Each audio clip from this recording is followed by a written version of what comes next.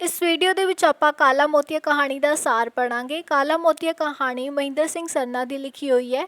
ਕਾਲਾ ਮੋਤੀਆ ਕਹਾਣੀ ਦਾ ਸਾਰ। ਗੁਰਾਦਿੱਤੀ ਦਿੱਲੀ ਆਪਣੇ ਭਤੀਜੇ ਗੁਰਬਖਸ਼ ਸਿੰਘ ਦੀ ਧੀ ਦੇ ਵਿਆਹ ਉੱਤੇ ਗਈ ਸੀ। ਉਸ ਦੀ ਸੁੰਦਰ ਨਗਰ ਦੀ ਕੋਠੀ ਉਸ ਨੂੰ ਕਿਸੇ ਰਾਜ ਮਹਿਲ ਤੋਂ ਘੱਟ ਨਹੀਂ ਸੀ ਪ੍ਰਤੀਤ ਹੋਈ। ਹਜ਼ਾਰਾਂ ਲਾਟੂਆਂ ਨਾਲ ਜਗਮਗਾਉਂਦੀ ਕੋਠੀ ਨੇ ਕਾਲੇ ਮੋਤੀਆਂ ਨਾਲ ਕਮਜ਼ੋਰ ਹੋਈਆਂ ਗੁਰਾਦਿੱਤੀ ਦੀਆਂ ਅੱਖਾਂ ਨੂੰ ਇੱਕਦਮ ਚਕਾਚੌਂਧ ਕਰ ਦਿੱਤਾ ਸੀ। ਗੋਰਖੇ ਚੌਕੀਦਾਰ ਨੇ ਉਸਨੂੰ ਦੱਸਿਆ ਕਿ ਸ਼ਾਦੀ ਦਾ ਸਾਰਾ ਬੰਦੋਬਸਤ ਇੱਕ ਪਾਰਕ ਵਿੱਚ ਸੀ। ਪੰਡਾਲ ਦੀ ਜਿੰਨੀ ਸੱਜ-ਧਜ ਸੀ ਇਹ ਕਦੇ ਗੁਰਾਦਿੱਤੀ ਦੇ ਖਿਆਲ ਵਿੱਚ ਵੀ ਨਹੀਂ ਸੀ ਆਈ। ਗੁਰਾਦਿੱਤੀ ਨੇ ਪੰਡਾਲ ਦੇ ਗੇਟ ਉੱਤੇ ਮਹਿਮਾਨਾਂ ਦਾ ਸਵਾਗਤ ਕਰਦੇ ਆਪਣੇ ਭਤੀਜੇ ਗੁਰਬਖਸ਼ ਸਿੰਘ ਨੂੰ ਪਹਿਚਾਣ ਲਿਆ, ਜਿਸ ਨੂੰ ਉਸਨੇ 25 ਸਾਲਾਂ ਤੋਂ ਮਗਰੋਂ ਦੇਖਿਆ ਸੀ। ਉਸ ਦਾ ਸਰੀਰ ਪਤਲਾ ਜਿਹਾ ਸੀ, ਪਰ ਹੁਣ ਦੌਰਾ ਤੇਰਾ ਹੋ ਚੁੱਕਾ ਸੀ। ਉਹ ਸੋਚ ਰਹੀ ਸੀ ਕਿ ਜੇਕਰ ਗੁਰਬਖਸ਼ ਸਿੰਘ ਨੇ ਨਾ ਪਛਾਣਿਆ ਤਾਂ ਉਸਦੇ ਦਿੱਲੀ ਵਿਆਹ ਉੱਤੇ ਆਉਣ ਦਾ ਕੋਈ ਮੁੱਲ ਨਹੀਂ ਪੈਣਾ। ਗੁਰਬਖਸ਼ ਸਿੰਘ ਨੇ ਉਸਨੂੰ ਪਛਾਣਿਆ, ਉਸਦੇ ਗੋਡੀ ਹੱਥ ਲਾਇਆ। ਗੁਰਾਦਿੱਤੀ ਨੇ ਉਸਨੂੰ ਅਸੀਸਾਂ ਦਿੱਤੀਆਂ। ਜਦੋਂ ਉਸਨੇ ਉਸਦੀ ਪਿੱਠ ਉੱਤੇ ਹੱਥ ਫੇਰਿਆ ਤਾਂ ਉਸਦੀ ਅਚਕਨ ਵਿੱਚੋਂ ਉਸਨੂੰ ਮਹਿੰਗੇ ਇੱਤਰ ਦੀ ਵਾਸ਼ਨਾ ਆਈ।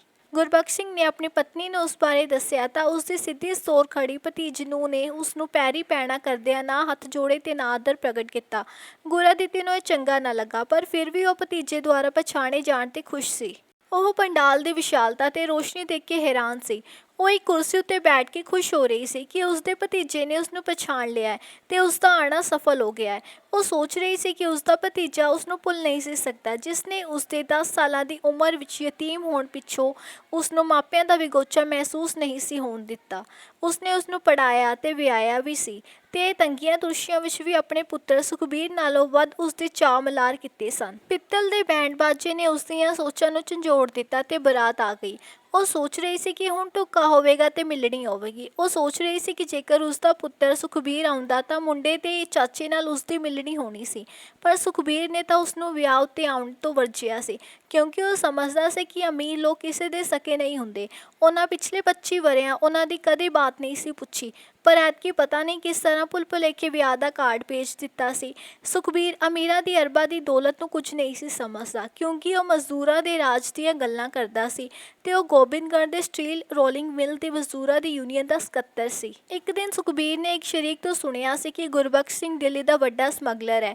ਜਦੋਂ ਉਸਨੇ ਗੁਰਾਦਿੱਤੀ ਨੂੰ ਦੱਸਿਆ ਕਿ ਸਮਗਲਰ ਸਰਕਾਰ ਤੋਂ ਚੋਰੀ ਸੋਨਾ ਤੇ ਹੀਰੇ ਵੇਚਣ ਵਾਲੇ ਹੁੰਦੇ ਹਨ, ਤਾਂ ਉਹ ਸ਼ਰੀਕ ਦੇ ਘਰ ਲੜਨ ਗਈ ਸੀ। ਢੁੱਕਾ ਹੋਣ ਮਗਰੋਂ ਮਿਲਣੀ ਹੋਈ ਤੇ ਜਾਂਝੀ ਮਾਂਝੀ ਸੋਫਿਆਂ ਉੱਪਰ ਸੱਜ ਗਏ। ਜਾਂਝਣਾ ਤੇ ਮਾਂਝਣਾ ਸੱਜੀਆਂ ਫੰਬੀਆਂ ਫਿਰ ਰਹੀਆਂ ਸਨ।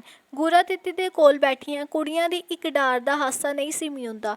ਫਿਰ ਜੈਮਾਲਾ ਦੀ ਰਸਮ ਹੋਈ। ਗੁਰਾਦਿੱਤੀ ਨਵੀਂ ਜੋੜੀ ਤੇ ਵਾਰਨੇ ਜਾ ਰਹੀ ਸੀ। ਜਦੋਂ ਰੋਟੀ ਸ਼ੁਰੂ ਹੋਈ ਤਾਂ ਜਾਂਝੀ ਮਾਂਝੀ ਇਕੱਠੇ ਹੀ ਖਾਣੇ ਦੇ ਮੇਜ਼ਾਂ ਵੱਲ ਉਮੜ ਪਏ। ਦਿੱਲੀ ਦਾ ਇਹ ਕੋਈ ਨਵਾਂ ਹੀ ਰਿਵਾਜ ਸੀ। ਗੋਬਿੰਦਗੜ੍ਹ ਵਿੱਚ ਤਾਂ ਅਜੇ ਪੁਰਾਣੀ ਰੀਤ ਸੀ ਕਿ ਪਹਿਲਾਂ ਜੰਝ ਦੀ ਰੱਜ ਕੇ ਖਾਤਰਦਾਰੀ ਕੀਤੀ ਜਾਂਦੀ ਸੀ ਤੇ ਮੇਲ ਪਿੱਛੋਂ ਰੋਟੀ ਖਾਂਦਾ ਸੀ। ਦਿੱਲੀ ਦੇ ਇਸ ਰਿਵਾਜ ਕਾਰਨ ਸੋਫਿਆਂ ਤੇ ਕੁਰਸੀਆਂ ਦੀ ਭੀੜ ਵਿੱਚ ਗੁਰਾਦਿੱਤੀ ਇਕੱਲੀ ਹੀ ਰਹਿ ਗਈ। ਛੇਤੀ ਹੀ ਕੁਝ ਲੋਕ ਪਲੇਟਾਂ ਭਰ ਕੇ ਉਸਦੇ ਕੋਲ ਬੈਠ ਗਏ ਤੇ ਖਾਣਾ ਖਾਣ ਲੱਗੇ। ਇੱਕ ਕੁੜੀ ਚਾਈਨੀਜ਼ ਚਿਕਨ ਸਲਾਦ ਸੁਆਦ ਨਾਲ ਖਾ ਰਹੀ ਸੀ। ਉਹ ਦੂਜੀ ਨੂੰ ਵੀ ਇਹੋ ਖਾਣ ਲਈ ਕਹਿ ਰਹੀ ਸੀ।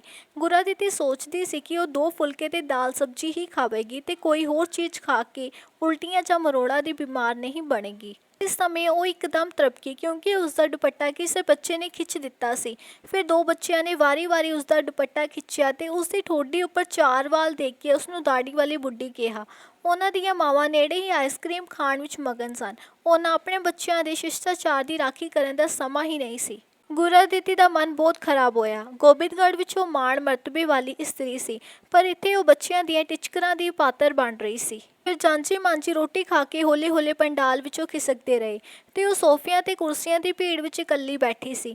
ਉਹ ਆਪਣੇ ਆਪ ਨੂੰ ਮੇਲਣ ਨਹੀਂ ਸਗੋਂ ਘਰ ਵਾਲੀ ਸਮਝ ਰਹੀ ਸੀ।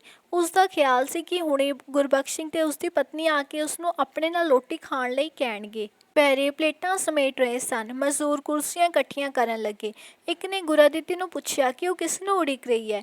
ਗੁਰਾਦਿੱਤੀ ਨੇ ਕਿਹਾ ਕਿ ਕਿਸੇ ਨੂੰ ਨਹੀਂ। ਫਿਰ ਉਹ ਕੁਰਸੀ ਤੋਂ ਉੱਠ ਪਈ। ਉਸਦੀਆਂ ਅੱਖਾਂ ਵਿੱਚ ਅੱਥਰੂ ਛਲਕ ਰਹੇ ਸਨ।